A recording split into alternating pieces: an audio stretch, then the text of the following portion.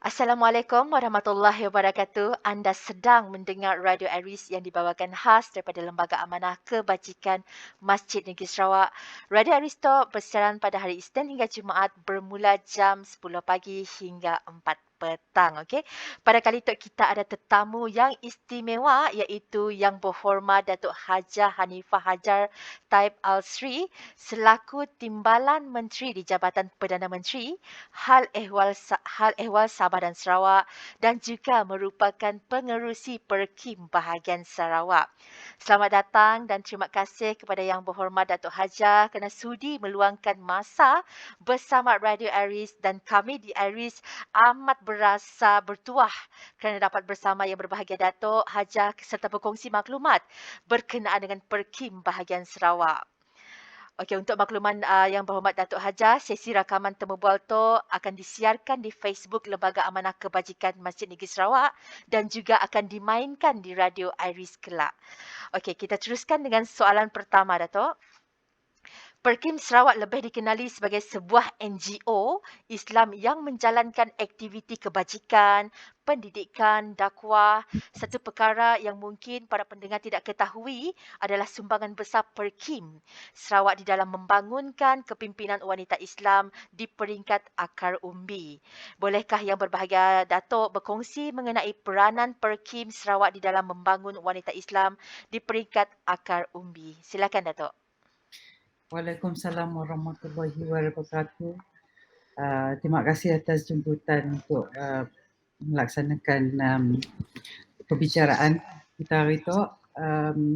Dari segi soal tentang permulaan Perkim, Perkim telah ditubuhkan, pengasasnya adalah Bapa Malaysia kita Tunku Abdul Rahman Putra Al-Haj Allahyarham, dan kemudian disebarkan dengan ramai lagi orang yang ingin mengikuti sama dari segi perjuangan dakwah tu.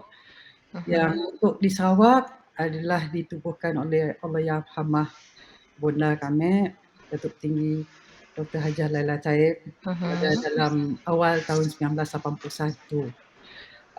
Pada tahunnya kiranya memulakan yang mengatakan bahawa oleh kerana ada juga NGO yang wujud, masa saya adalah hikmah. Itu kita kenal sebagai hikmah, sebelumnya dikenal oleh sebagai Bina. Jadi perjuangan yang paling penting kita nak memastikan dari segi pelaksanaan dakwah ya, memperkasakan dari segi pengetahuan Islam, pengajaran, melaksanakan dakwah dan kepentingan yang kita harus laksanakan dengan hukum Islam. Daripada sia kami pun telah dijemput mengambil alih setelah arwah mak kami meninggal dalam tahun 2009, dan daripada sia alhamdulillah kita dapat memperkasa dan menyambungkan kesinambungannya kepada Sarawak. Keunikan antara yang ada adalah pada Sarawak itu Perkim adalah hanya wanita. Jadi daripada sia kita peranan untuk membangunkan wanita Islam di peringkat akar umbi, memastikan kita harus mengeratkan silaturahim kita kepada wanita di lain bahagian, di lain cawangan dalam bahagian Sarawak. Jadi kita menjemputkan, tidak kita mengadakan antara ahli-ahli jawatan kuasa bahagian menjadi pengasasnya supaya menyambutkan pucuk ajar dunia kita menjalankan satu NGO, memastikan bahawa ada yang pengurusi, ada timbal pengurusinya, ada jawatan kuasanya, dan memastikan bahawa kepentingan pengajaran agama ya adalah dengan secara praktikal dan positif. Memastikan kita memperkasakan pengetahuan tentang Islam dan melaksanakan dakwah kerana masih banyak orang yang perlu bantuan kita. Jadi biarlah dari segi kita memulakan, kita ingin juga memastikan bahawa kita memberikan tunjuk ajar, berkongsi pendapat tentang misalnya dalam syarahan perbincangan kita tentang keadaan terkini ataupun juga dari segi kini kita mengambilkan perangsang dari ikonik-ikonik kita seperti Rabi Allah, seperti Khadijah dan yang lain-lain. Okay.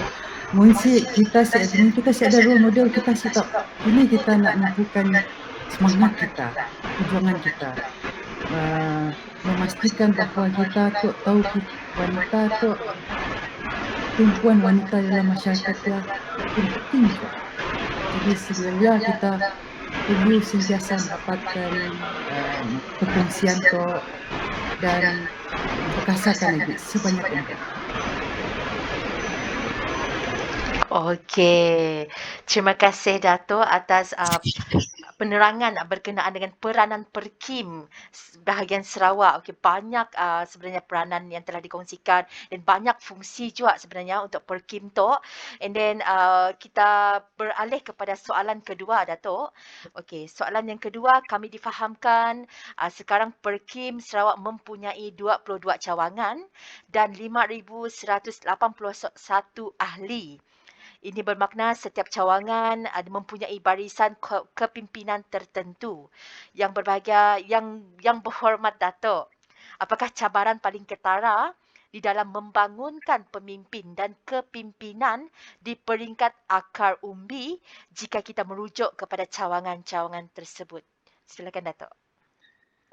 Antara kekangan yang kita menghadapi kini tu adalah yang paling ketara adalah hal COVID. Okey. Dari segi selama 2 tahun tu kita rasa terkilan dan rindu nak bertemu dengan kawan-kawan kita, ahli kita, ingin juga dari segi berkongsi pendapat secara semuka. Mungkin kita mikirkan bila kita mula satu video conferencing, mengikut kami sebenarnya suka lalu dari segi video conferencing kerana kita dapat rasa dari segi firasat kita, kini perasaan orang ya bila kita mendedahkan sesuatu isu.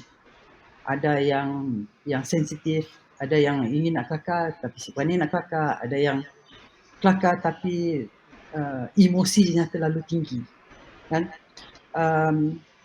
Mungkin dari segi COVID ya, kita doakan insyaAllah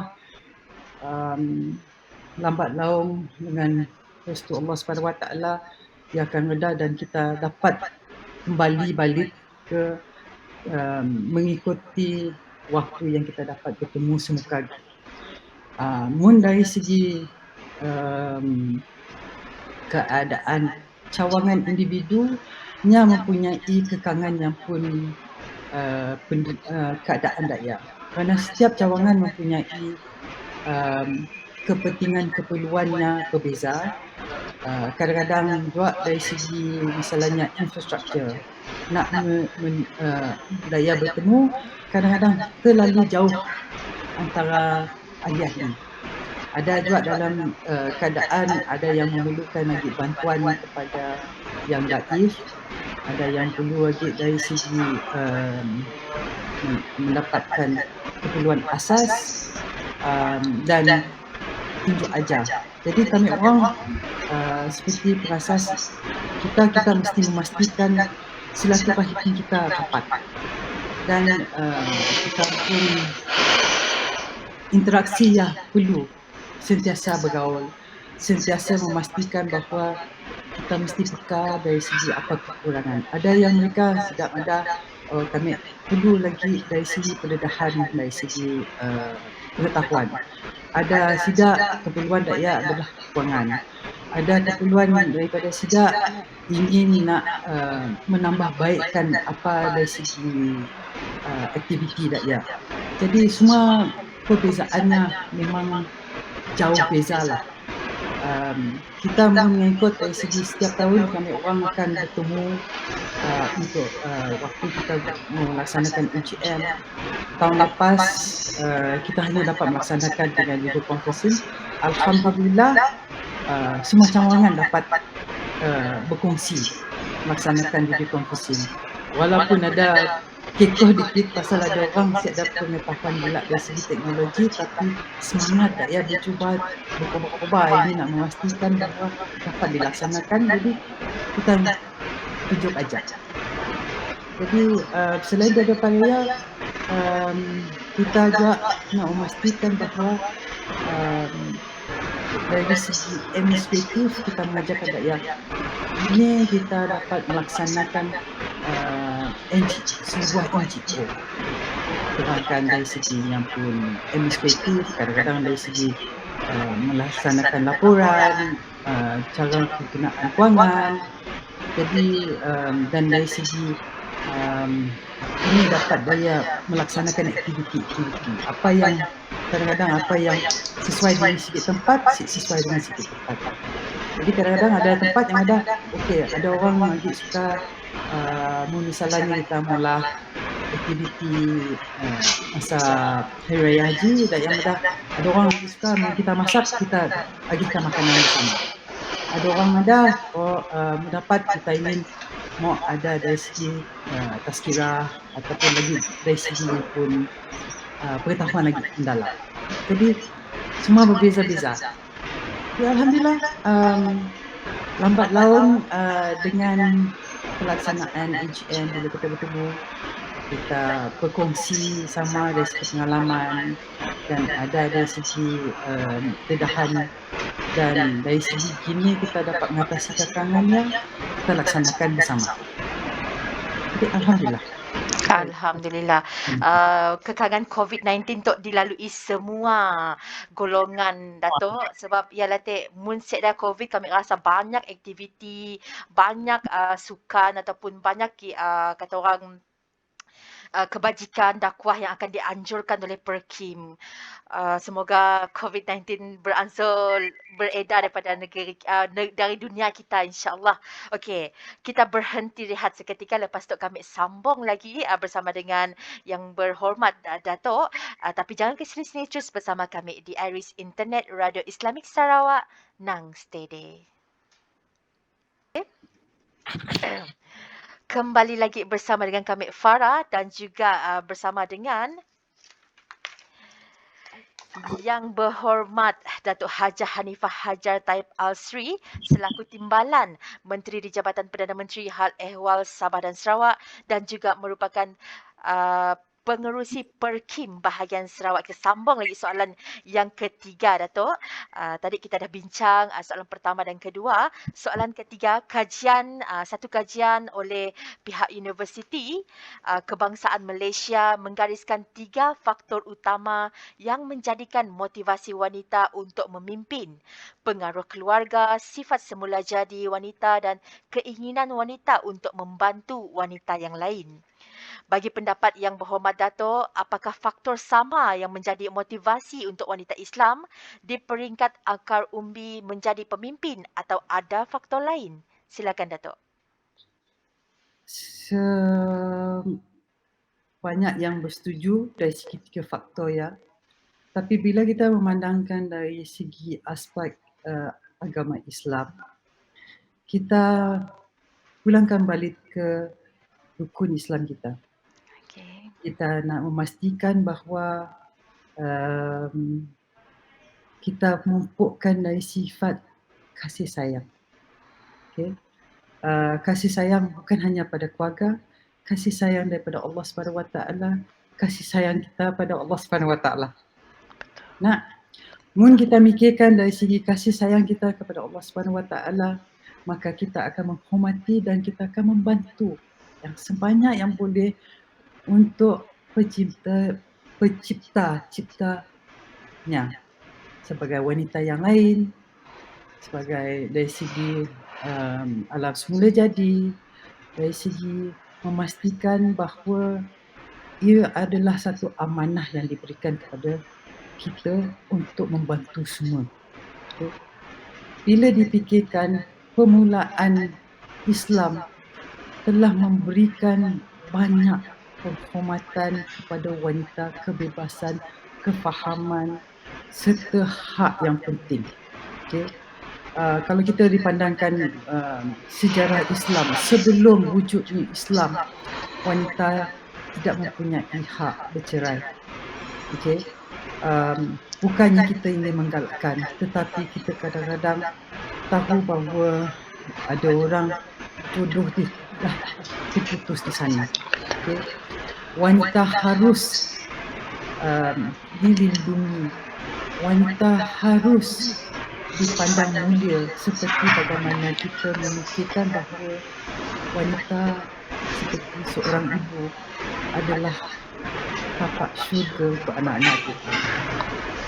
Bila kita ingatkan perkara yang itu, kita nak memastikan bahawa pengetahuan tentang Islam itu adalah amat penting. Kita pandang secara lebar dari segi pelaksanaan di dalam dunia, banyak yang tidak adil dan seksama. Maka yang paling terbaik untuk kita melaksanakan adalah untuk memberikan pengetahuan kepada wanita dan perkongsian bahawa wanita dapat memahami perasaan dan dapat meringankan beban bila kita laksanakan bersama.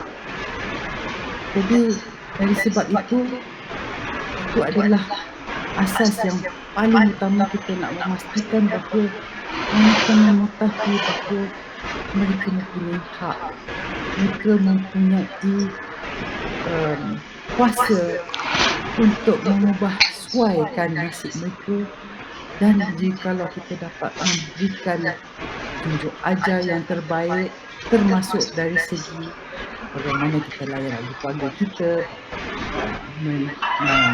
memberikan bukan saja layanan tapi juga kepada anak-anak, bagaimana kita dapat memberikan secara impact yang positif, insya-Allah ia akan membaikkan untuk kehidupan keseluruhan.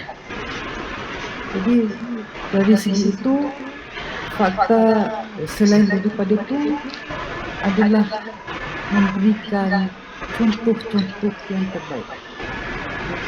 Misalnya pendedahan tentang radhiyallahu Siti Khadijah, seorang yang amat kita muliakan.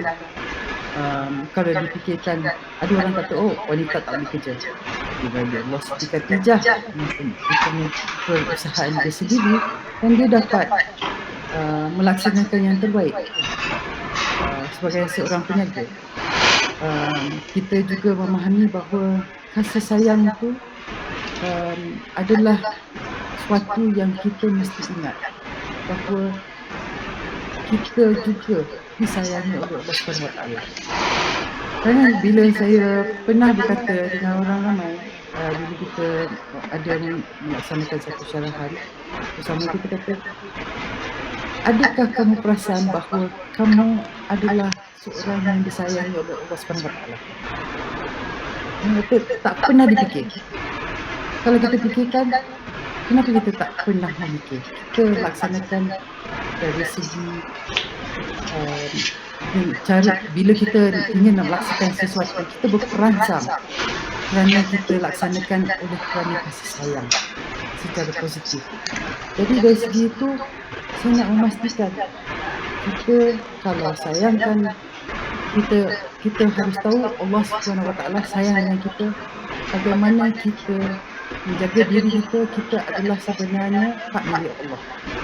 Jadi jikalau apa yang kita sedar bahawa pemberian Allah yang itu adalah rezeki yang terbaik, jangan juga lupa memberikan kasih sayang itu kepada Allah SWT dengan membantu mereka yang perlukan bantuan, melaksanakan dengan niat yang terbaik.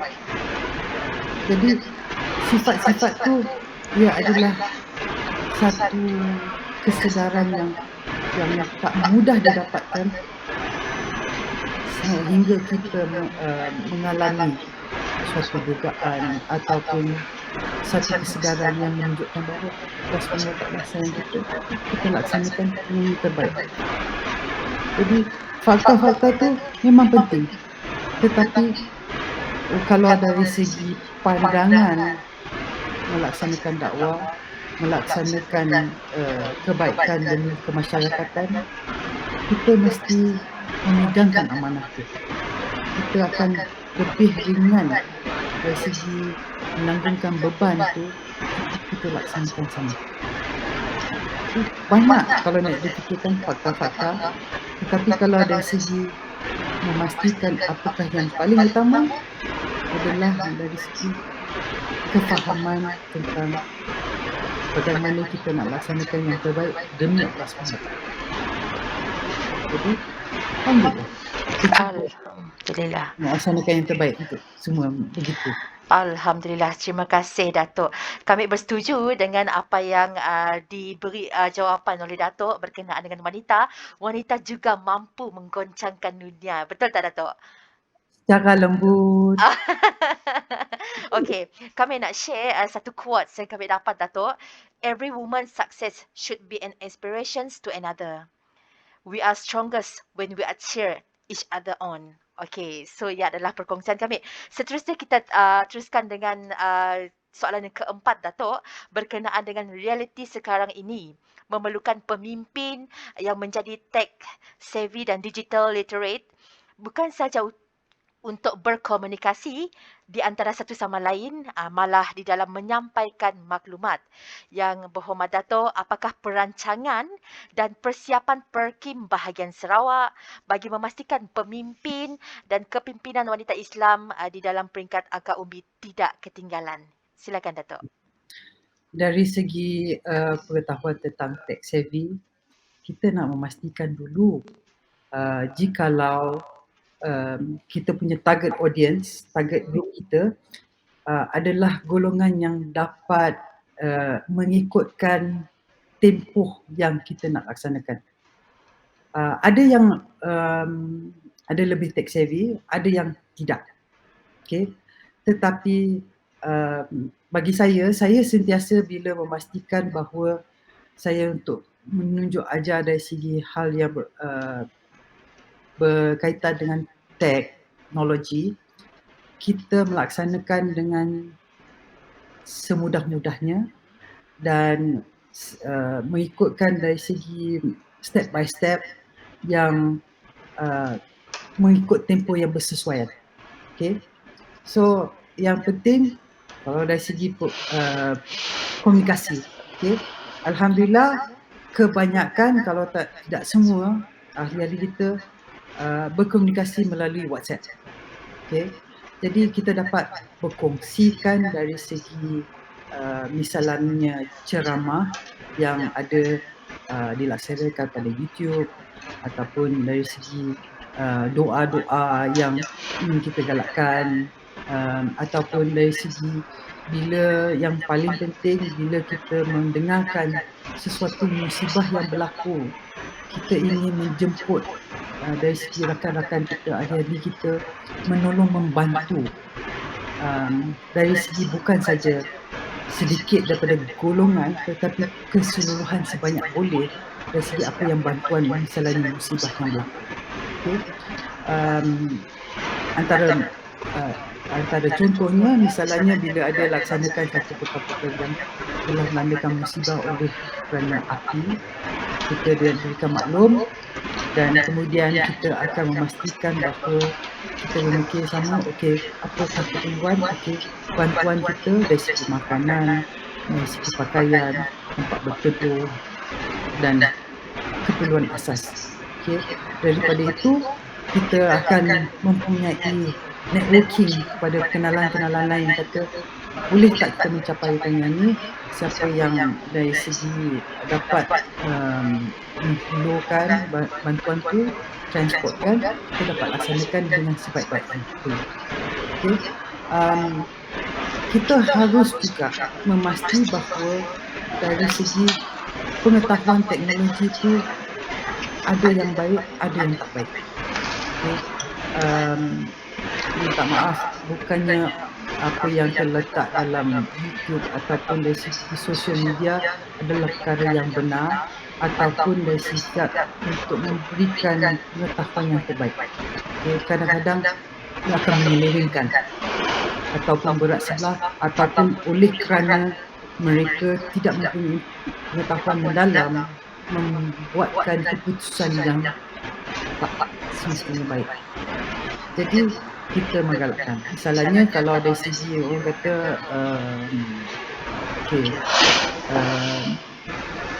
sesuatu yang harus dilaksanakan, tetapi kita nak kena tarik balik dan kata, okey, kita nak pastikan ini adalah fakta yang betul atau tidak, supaya kita tak menularkan maklumat tu.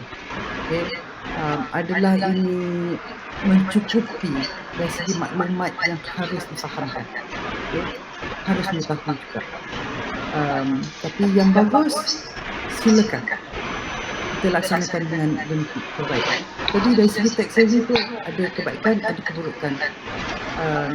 Kerana dunia kita makin kecil, bukan saja dari segi bedakan daripada orang-orang Islam. Orang Islam ada yang juga menentang Islam kerana kesalahfahaman mereka ataupun dari segi telah menjadi sebagai victim dari segi ada ekstremis ataupun kesalahan orang yang adalah daripada golongan Islam.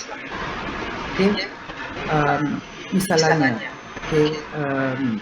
kita kalau diibaskan kembali bila kita mendapatkan maklumat tentang tembakan kepada orang-orang Islam di New Zealand, itu adalah satu perkara yang amat menyedihkan.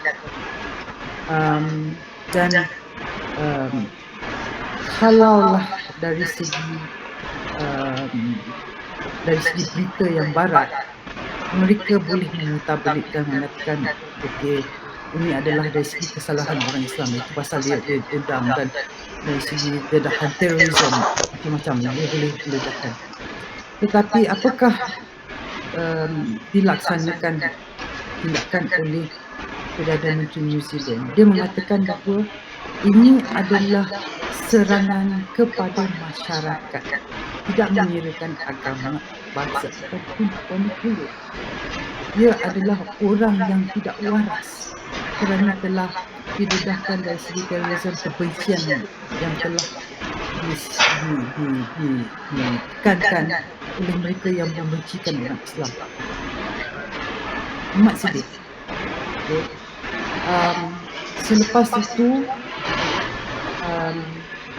dia telah, Perdana Menteri New Zealand mengatakan, saya tak mahu sebutkan nama orang itu pasal dia tidak berhak untuk diberikan satu pengenalan tentang latar belakang dia.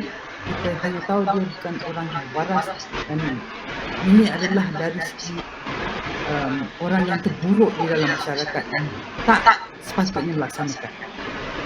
Selain daripada itu, kita mendengarkan dari segi apakah tindakan masyarakat.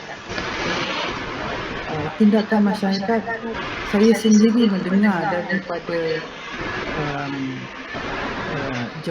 seorang wanita jemaah yang berada di dalam masjid waktu itu berlaku, serta imam yang melaksanakan solat Jumaat itu. Wanita itu memberikan cerita yang kita rasa amat sedih, bahawa kehilangan, ada yang kehilangan keluarga, ada kehilangan kenalan mereka sebagai satu ancaman kepada masyarakat Muslim di sana. Tetapi mereka mengatakan juga bukan semua orang mempunyai kebencian kepada orang Islam. Maka orang-orang kemasyarakatan di kawasan yang itu pada waktu selepas masjid telah dibersihkan, boleh digunakan pakai, jiran-jiran masyarakat di sana melaksanakan satu pagar mengelilingkan masjid itu dengan tubuh mereka sendiri, walaupun mereka bukan Islam, untuk memberikan perlindungan pada orang yang ingin melaksanakan solat. Amat terharu. Masya Allah. Okay. Selain daripada itu, imam yang telah menceritakan balik daripada masalah yang telah musibah yang telah berlaku waktu sana.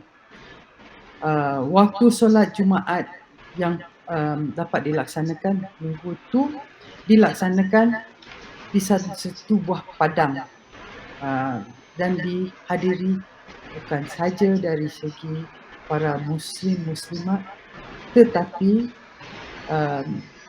disaksikan dan dihadiri oleh 30,000 orang masyarakat New Zealand sendiri, dan mendengarkan dari segi khutbah, dari segi fahaman tentang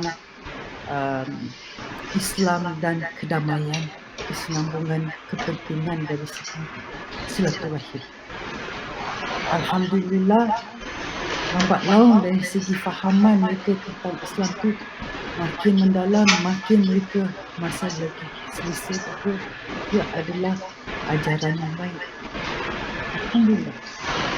Jadi kita kalau lepas pandang ada info akan mengatakan jahat. Tapi ada info bila kita mendalam lagi, insya-Allah ada hikmah di sebalik musibah.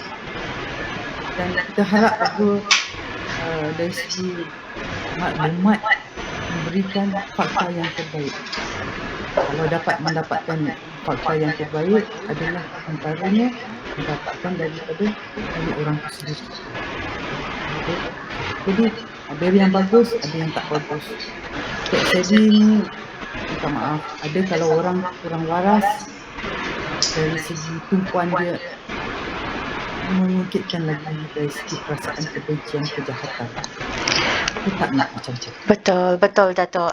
Apa yang berlaku di New Zealand masa saya Datuk memberi kesan kepada semua yang beragama Islam, khususnya yang bukan berada di negara Islam, Datuk. And kita beralih ke soalan yang terakhir, Datuk. Sebelum kita berundur, apakah harapan ataupun aspirasi yang berhormat Datuk untuk Perkim bahagian Sarawak dan barisan pemimpin wanita Islam di Sarawak, Datuk? Silakan, Datuk. Okay, aspirasi. InsyaAllah yang paling kami ingin nak doa yang terbaik adalah supaya wanita kita mendekati diri dengan Allah SWT. Okay. Kami mengatakan dia kerana ia adalah antara yang doa kami fikir yang terbaik. Mohon kita mendekati diri kita dengan Allah SWT, maka kita memahami dari segi amanah yang kita harus laksanakan. Kita memahami lagi dari segi ajarannya. Begini cuba kita laksanakan dengan terbaik, dengan lemah lembut. Kita memperkasakan dari segi kekuatan wanita. Okay. Kita simak fikir bahawa ada juga jenis orang mesti ada equality. Kami simak mikir ke tak ya? Kami mikirkan kepentingan wanita ada kelebihannya, lelaki pun ada kelebihannya. Jadi hayati dari segi kelebihan wanita ya. Dan kalau kita dapat memahami yang makin mendalam, kita akan bukakan jiwa kita ingin nak melaksanakan yang terbaik. Bukan ajak mungkin kita pun, keluarga kita, masyarakat kita, kerana kita fikir kita menghormati dari segi semua ciptaan Allah dan kita menjagakan dengan baik. Bukan ajak dari segi membantu dan mengajak wanita, keluarga yang lain, apa yang daif, terutama yang daif, siapa yang memerlukan. Kita menghayati juga dari segi alam semua jadi. Janganlah rasa macam kita terlalu menggunakan terlalu banyak sampai kita membazirkan apa yang alam semua jadi ada. Dan insyaAllah bila kita dapat memahami secara mendalam dan menggalakkan kita sama-sama mempelajari ya, insyaAllah kita dapat laksanakan demi kepentingan Islam, demi kepentingan wanita, demi kepentingan Sarawak. InsyaAllah. Semoga segalanya dipermudahkan buat kita semua, Datuk. Okey, berdasarkan perkongsian bersama yang berhormat Datuk pada kali itu, ternyata banyak aktiviti kebajikan pendidikan dakwah yang telah dijalankan oleh pihak Perkim juga telah memainkan peranan besar dalam membangunkan kepimpinan wanita Islam di peringkat akar umbi. Kepada para pendengar Iris dan juga yang tengah menonton Facebook Lembaga Amanah Kebajikan Masjid Negeri Sarawak, kami harap info yang telah dikongsikan dapat memberi manfaat dan semoga perkongsian kami berdua pada hari ini dapat dikongsikan bersama dengan keluarga dan rakan-rakan, insya-Allah. Terima kasih juga sekali lagi diucapkan kepada yang berhormat Datuk kerana sudi meluangkan masa bersama dengan Radio Aries dan share ilmu yang bermanfaat bagi kami. Rasa macam kami rasa Perkim itu adalah sebuah agensi yang amat-amat penting khususnya untuk wanita-wanita Islam di luar sana, insya-Allah. Dan semoga kita dapat bertemu lagi di lain masa, Datuk, insya-Allah. Uh, kita akhirinya dengan wabillahi taufik wa hidayah. Wassalamualaikum warahmatullahi wabarakatuh.